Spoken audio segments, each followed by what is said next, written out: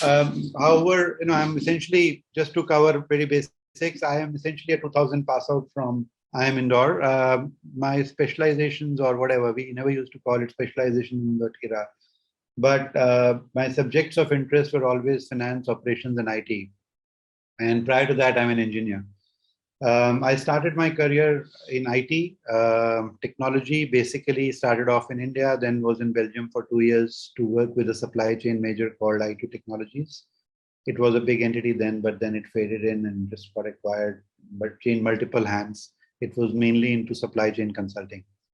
Post that, I came back to India. In India, I joined Citi after a while. Wanted to move into banking because finance was my primary interest alongside operations and systems. Joined Citi, did some strategy and financial control work, moved into business over there in trade and trade financing. I was in the commercial bank for a while and then moved to Singapore with Deutsche Bank to join a credit trading vertical. Credit trading is nothing but a business in which we lend out to people and then sell those loans, either syndicate those or just part sell. Very briefly, it's a risk mitigation strategy. And since then, I have been working in the similar space, either structured credit or fixed income in some way or the other. I headed up briefly the trading vertical for RBS. That was including FX and rates and everything.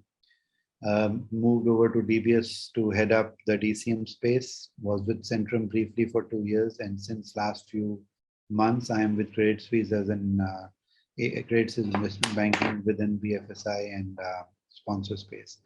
Now, the reason I'm sharing this background with you is just for you to understand that my experience is primarily, other than the operations and IT and other minor stints, in a part of banking which involves fund intermediation. So we basically lend out to larger groups. Some of them are questionable groups.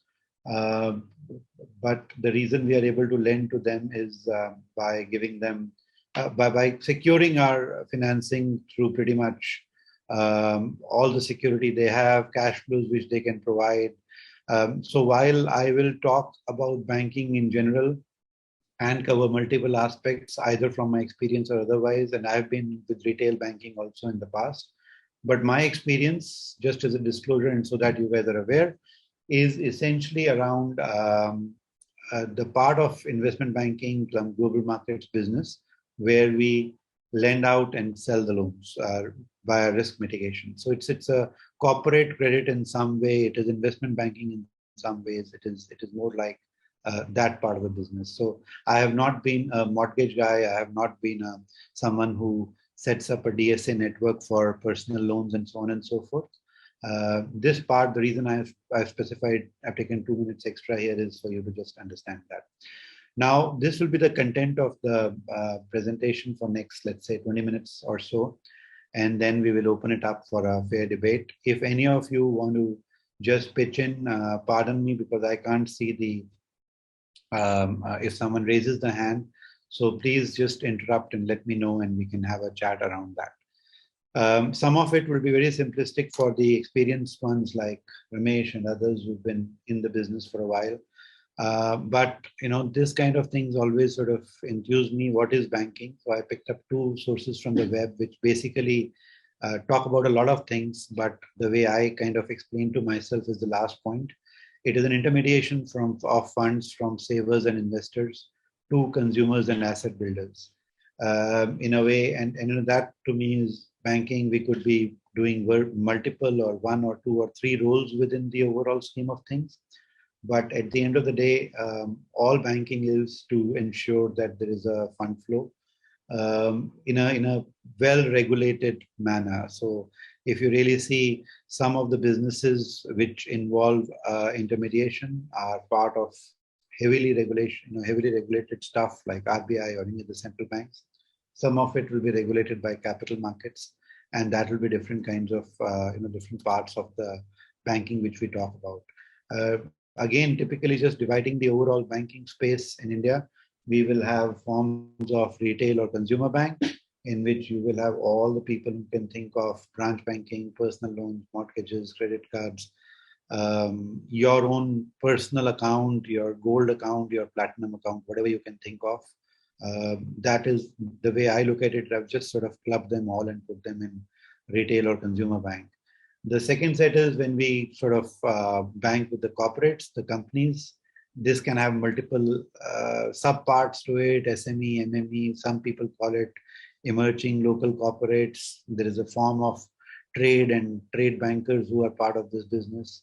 But if, from my perspective, wherever there is the corporate is the counterparty on the business side, that's the corporate banking.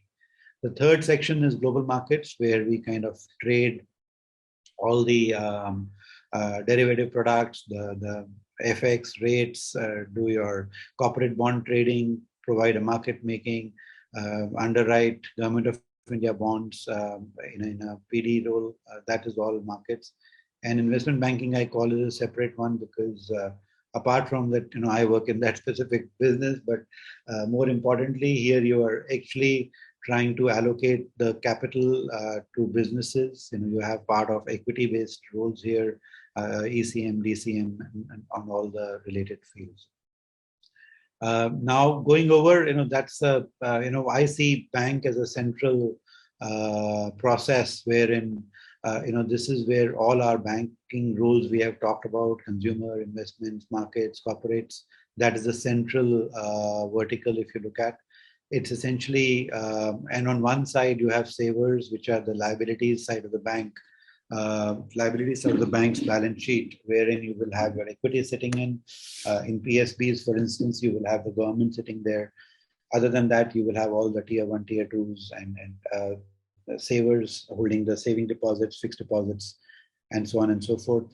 And on the other side, you have consumers or capital builders. The top section is essentially the part we have already talked about. Essentially, bank is an intermediary between savers and investors on one side and consumers and capital builders on the other side.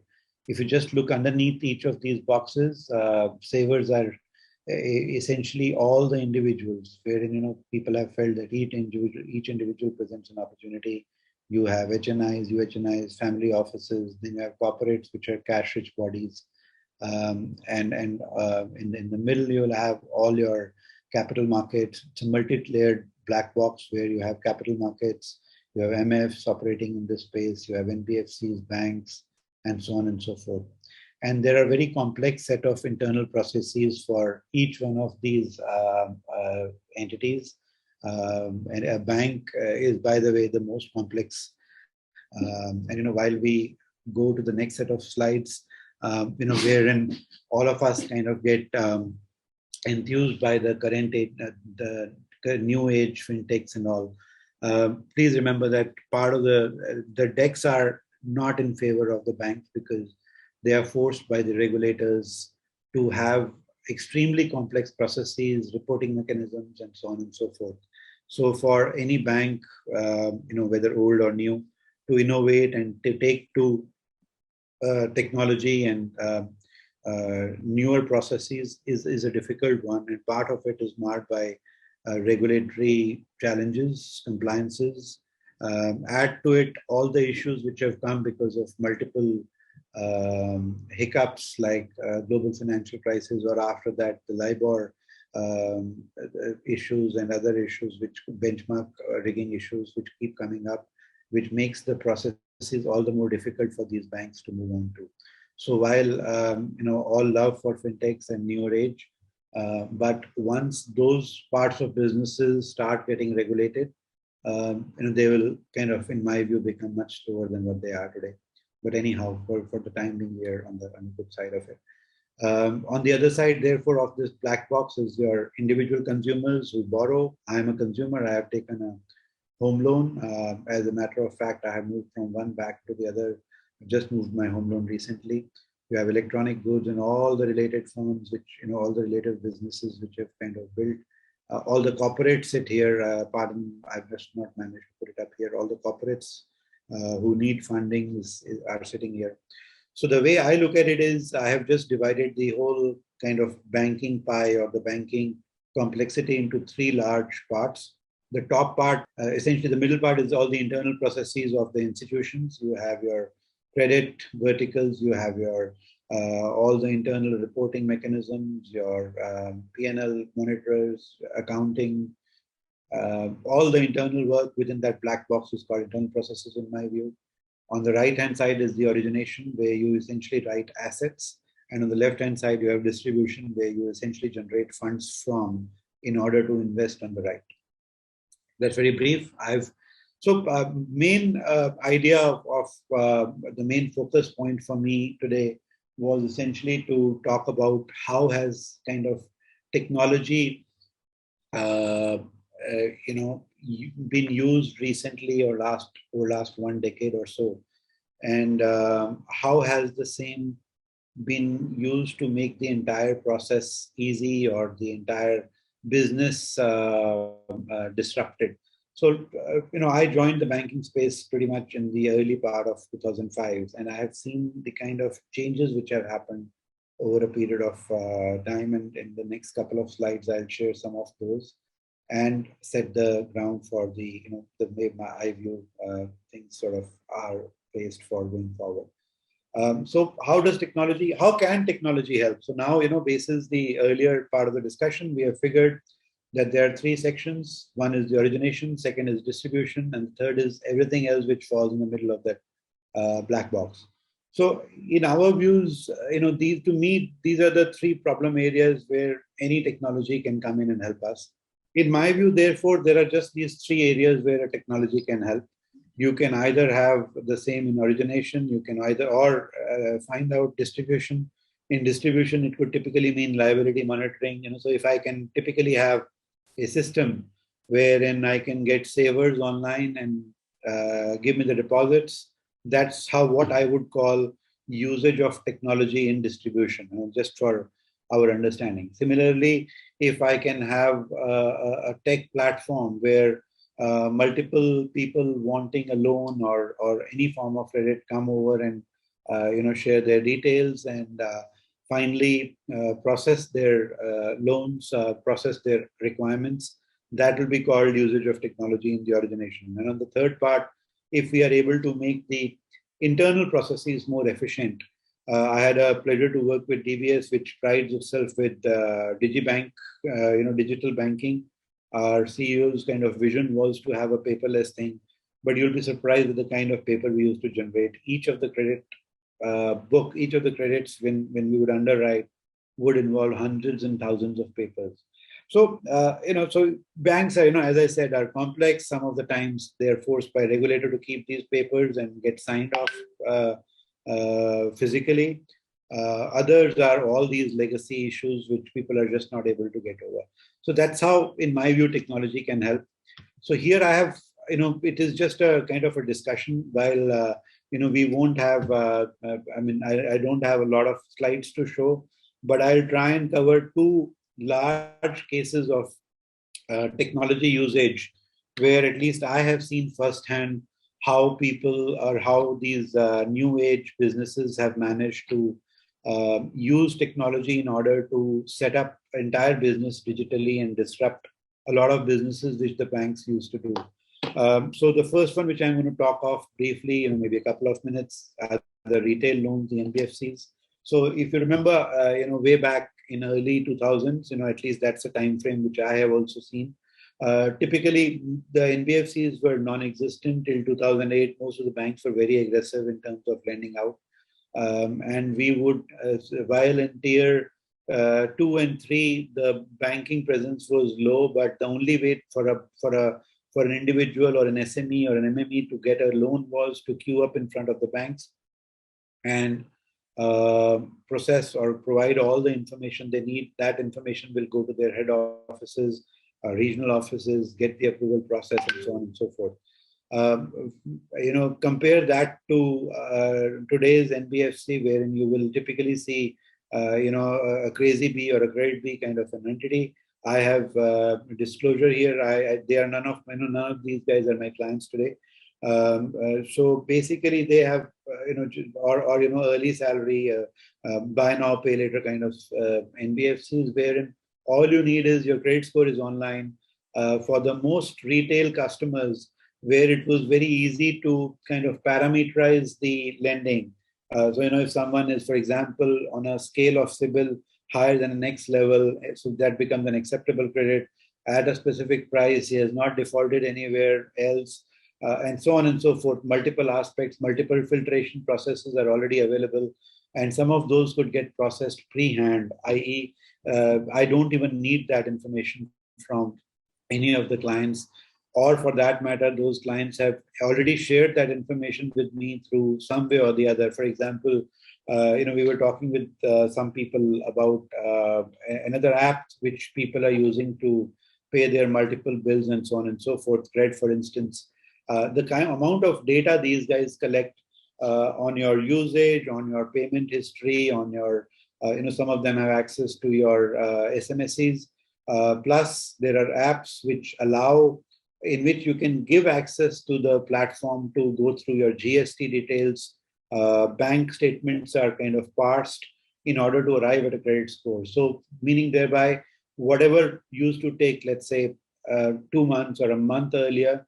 By the way, in today's world, an old age bank takes at least 3 weeks or 2 weeks to sanction a home loan. Something like this can get that result within hours. So that was one aspect I thought I will cover. And frankly, while the intent is to just give a glimpse of how technology has put this business on its shelf, if you walk into any Chroma store, you will see a Bajaj Finance's representative will be there for your consumption. They will match off as to what all you want to buy. Let's assume you choose a washing machine. The loan is processed right then and there.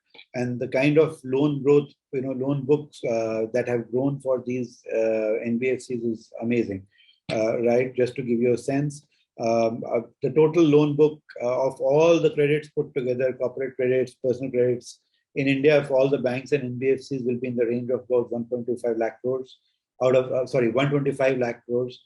Out of that, I would believe at this point in time, about 30-40 lakh will be through with NBFCs. And that's the kind of scale they have managed to garner.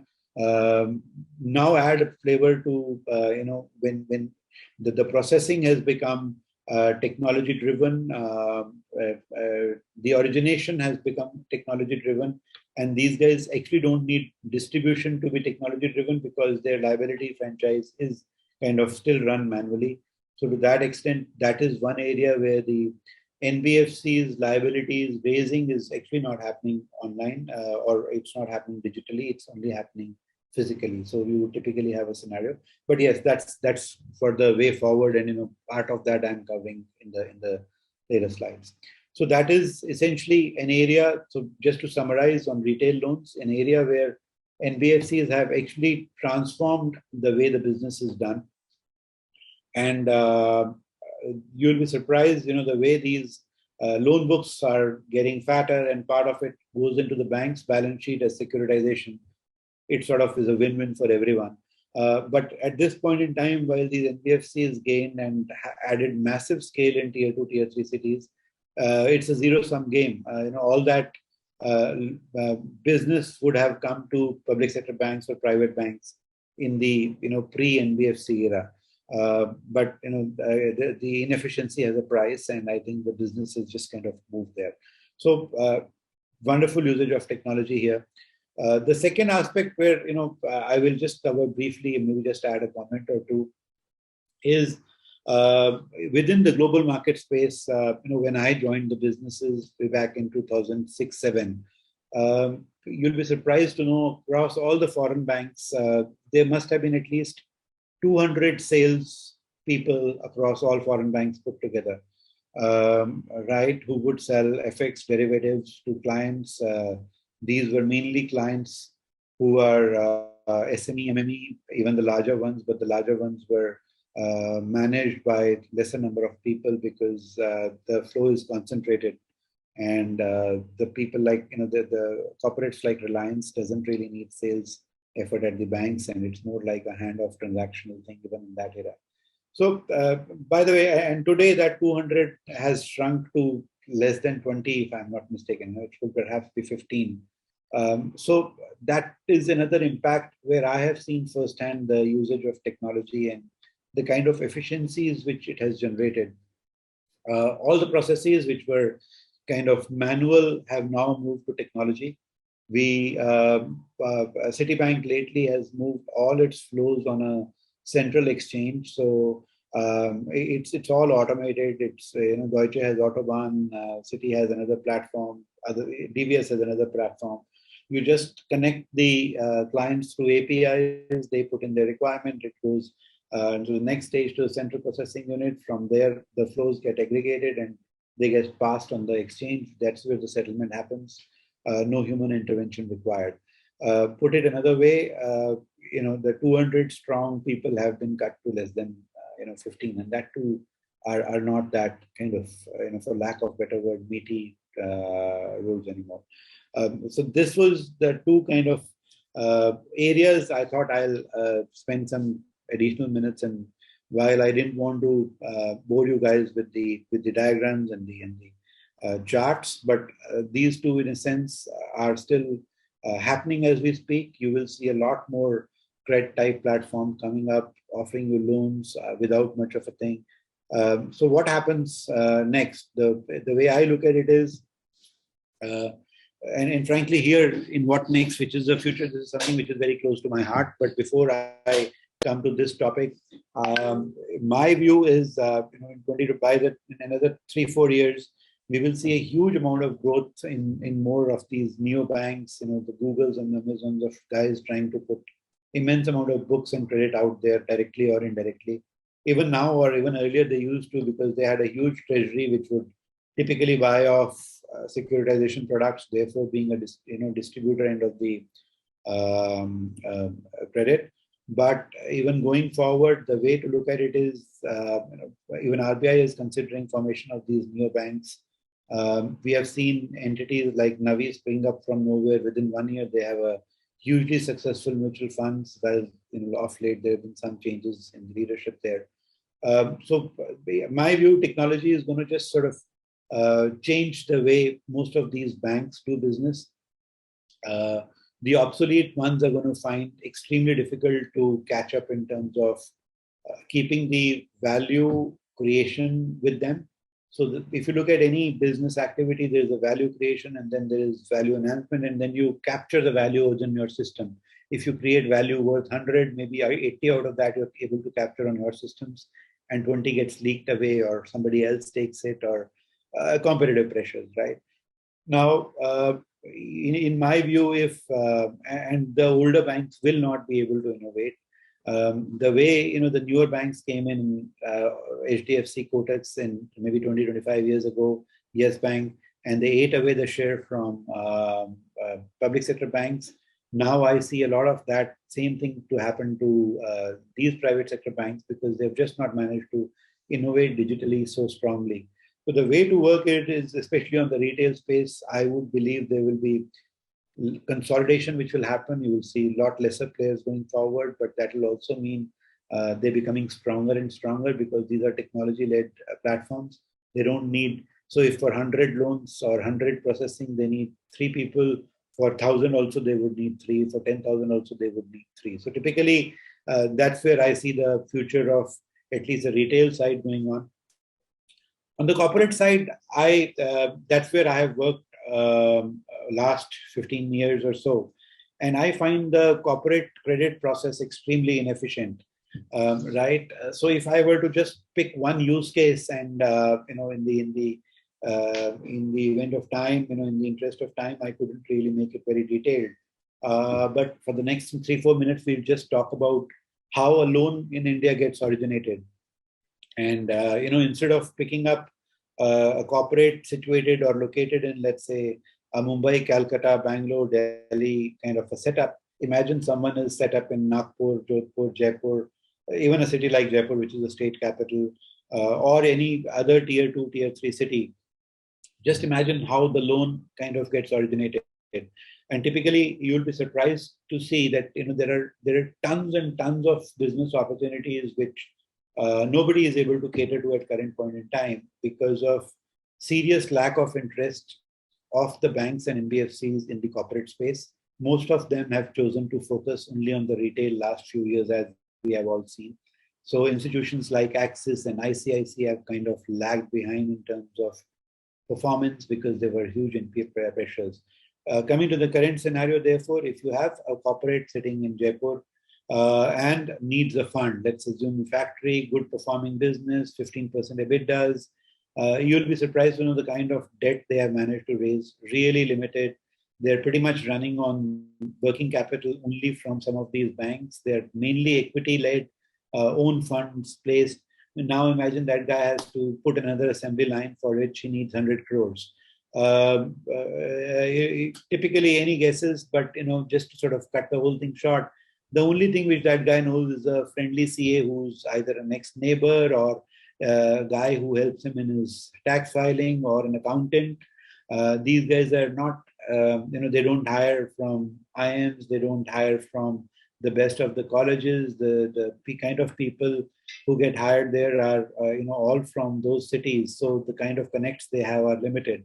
So this CA or this intermediary will make a call to a larger arranger because no local bank branch will fund him.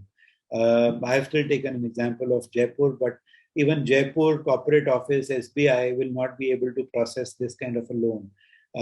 Typically because they are overworked. And secondly, they don't want to take the chance of recommending a file.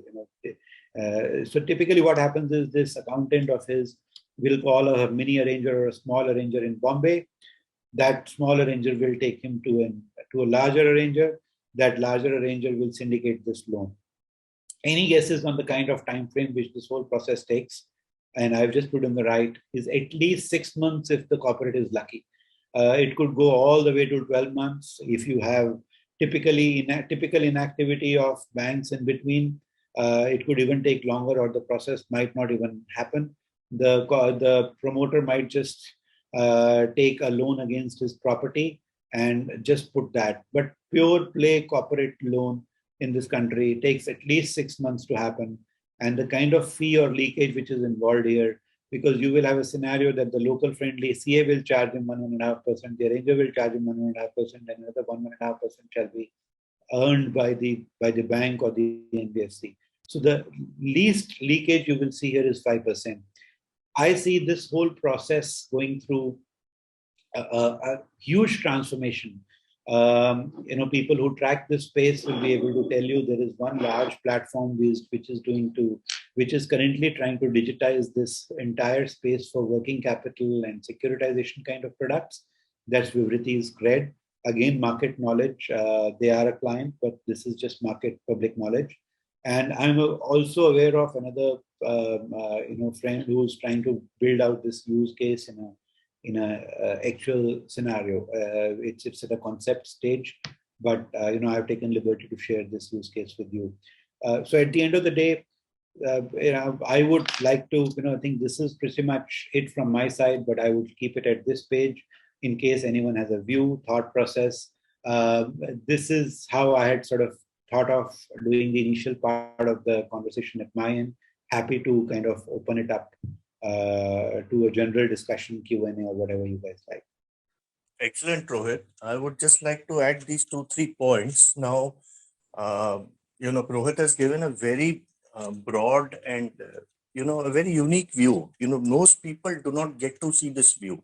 They get to see parts of it in their careers, So where my career has been is more, rather than on the loan side, the security side of the business, And as Rohit said, it is a huge opportunity. He's taken the example of a small scale, not small scale, a medium scale entrepreneur in Jaipur.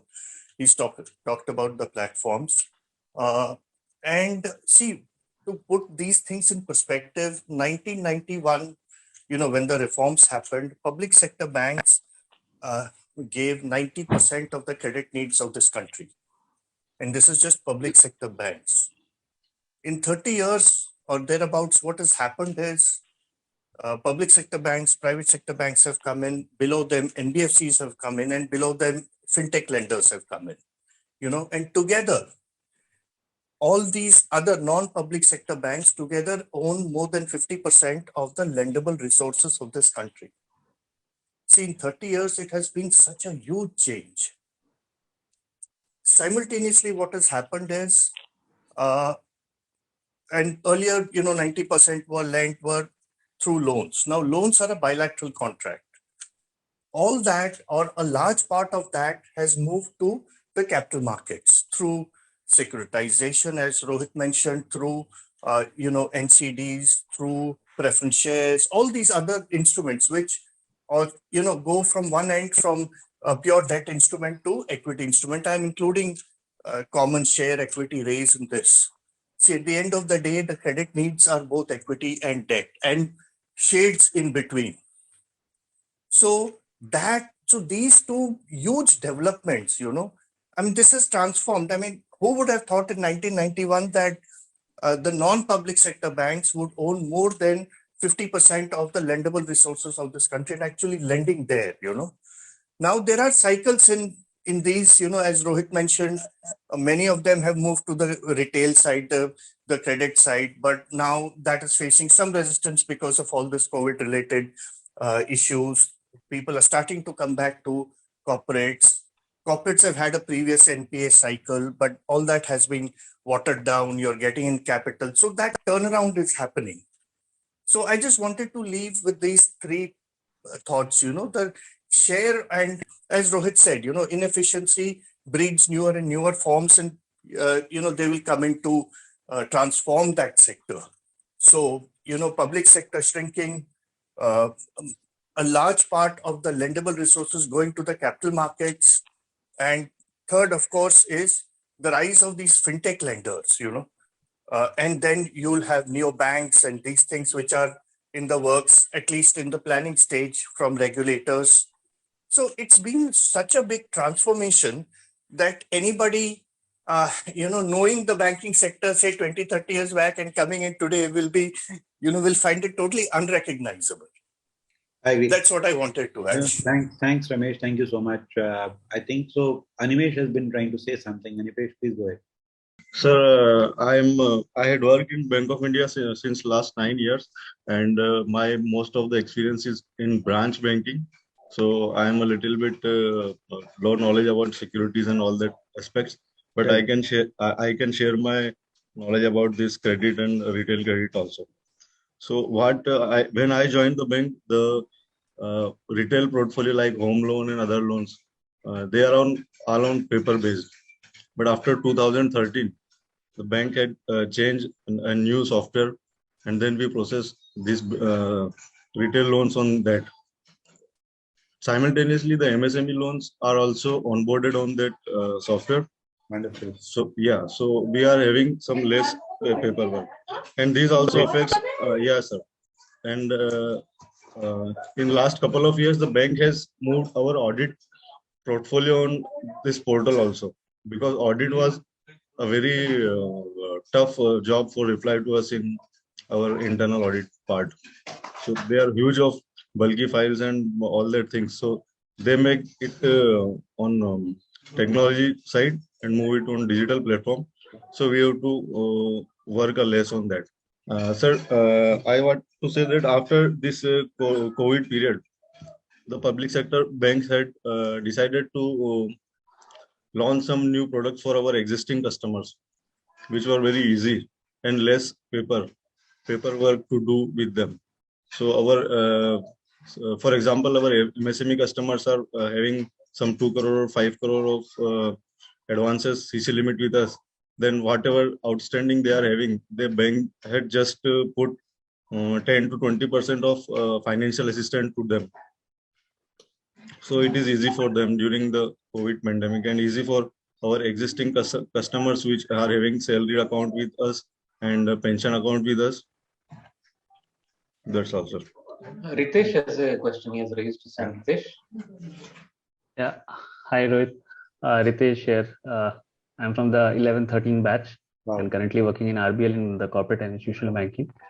So you talked about the changing landscape and, with respect to corporate lending. You talked about retail lending has been affected by technology and NBFCs have come in. And I think Ramesh talked about capital markets. And also, I think even infrastructure, the operational assets are being held in by basically mutual funds and so on and so forth. So basically, I wanted to ask what your views are, whether there are any scope for improvisations with respect to whether banks, whether corporate lending can improvise and do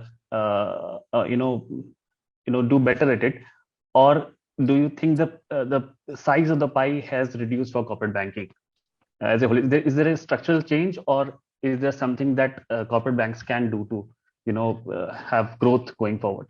No, my belief is there is no structural change in that sense. Of all the more reason, next 10 years you will see huge amount of capital build out, and therefore need for corporate banking initiatives to kind of go back to the kind of lending which they used to have.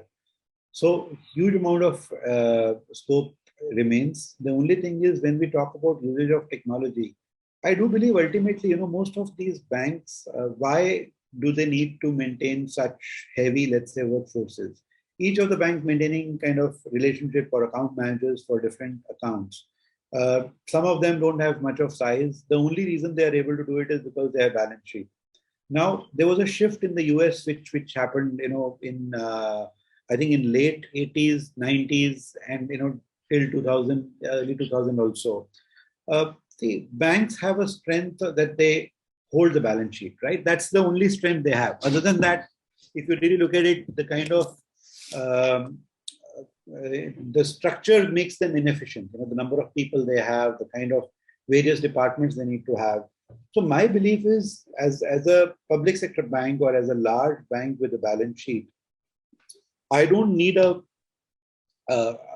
big corporate banking team. For example, if I have to grow my balance sheet from X to 2X, there are two ways. Either with the same team, I'll be able to disburse more and give it to the same set of guys. If I can double to Reliance from 1 billion to 2 billion, though there are restrictions which RBI has put, and RBI has asked people to go for capital markets. There is a certain percentage of the credit requirement which needs to be met by capital markets, right? All those regulations keep changing. But imagine a scenario, if bank was only a place where an investment book is run, then the bank doesn't need to maintain all the paraphernalia which comes with the lending activity. Imagine if I am a new bank, right? I have opened a bank and I have, let's say, 10,000 crore worth depositors with me. I do my SLR and other requirements. But after that, the funding which I am left with, I am happy either using a platform which will evaluate good credit, or an independent platform which will throw up good credits to me, and I will just subscribe to them. Then why do I need to incur a 5% OPEX? Banks, by the way, are extremely inefficient. The typical OPEX in NBFC is 2 to 3%, whereas the typical OPEX in banks is easily 5%, right? So, I mean, by virtue of the structure, they have become inefficient, which is the problem. So to answer your question, corporate banking, very much here to stay. It will do very well. You will see banks' books growing tremendously. Within that, the teams and how the whole thing sort of pans out, I don't know. I mean, I believe it's up for disruption, which part of the issue is, Ritesh, is that if a banker has to decide the future, banker will never disrupt, right? Somebody else has to disrupt from outside.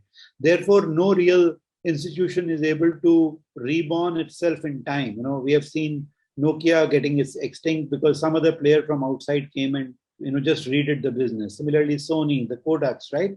The banks themselves are not able to reinvent themselves because of the same reason, because the decision maker is the one who gets impacted with the disruption, right? Sorry, if I have answered your question, we can move. Yes. Praveen has been asking a question. I mean, Praveen, go ahead. I see on chat you have put a question. What is the future of commercial lending? Yeah, right, sir. Okay. I mean, so I think same as corporate banking, you will see huge growth in this.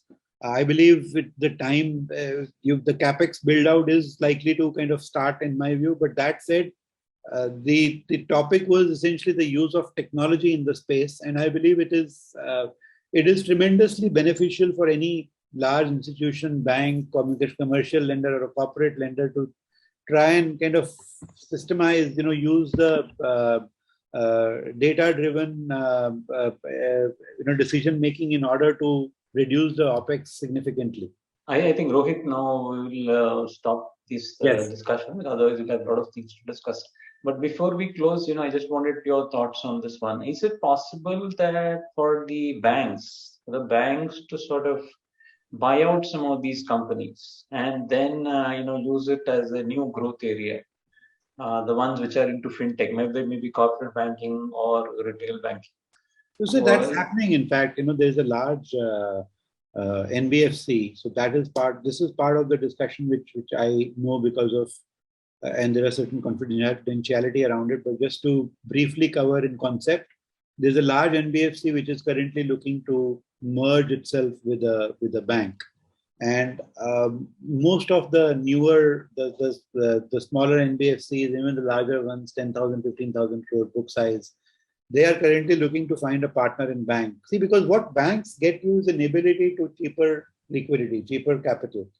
You have savings bank account at 3.5%, you have current account at 0. CASA makes the ability to get to the quality asset side quicker.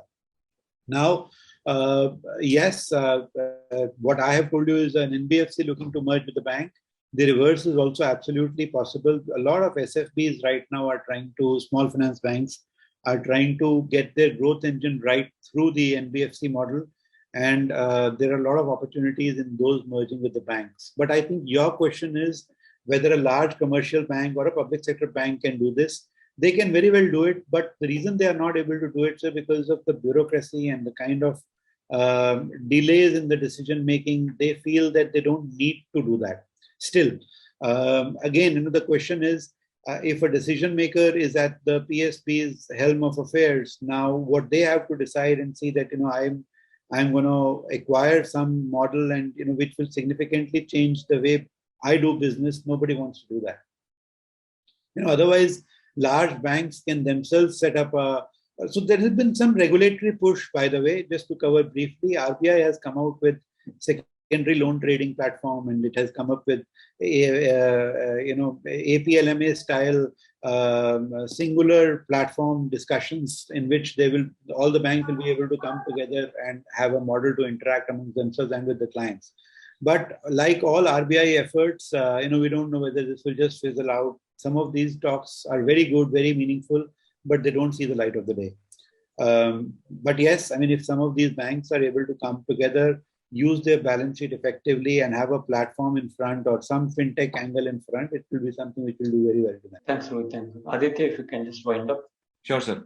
On behalf of Indore community and alumni committee and my office as well, I'd just like to say thanks to Mr. Rohit Chawla for being here, for being a part of this series.